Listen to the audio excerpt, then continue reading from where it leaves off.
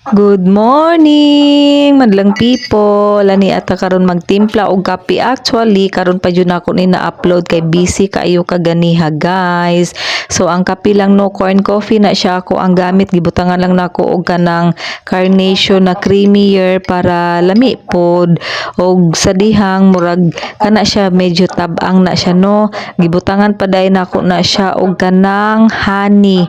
Ako ang pampatamis, wala ako nagamit og sugar, instead honey lang kay para healthy. Ug karon kutaw-kutaw na. Nami nami yummy. Ug karon no, samtang nagkutaw-kutaw ta kay init pa man nya higop-higop ginagmay. Unya makapahinuktok ta sa ato ang mga utang. Kanila ging sayo pa ta nagmatano. Unya mga pita. Unya maghinuktok ta unsa atong i-content, maghinuktok tag mo padayon pa bataan ning pagka feeling vlogger nato. Maghinuktok pa ta unsaon pagbayad sa atong utang pero hala laban lang maurag jud na ang ato ang kuan sa kinabuhi panlaban. Laban lang jud ta perminti. Bahalag unsay mga kalaban og labaw sa tanan prayers. So mo lang to mga pita. Thank you. Bye.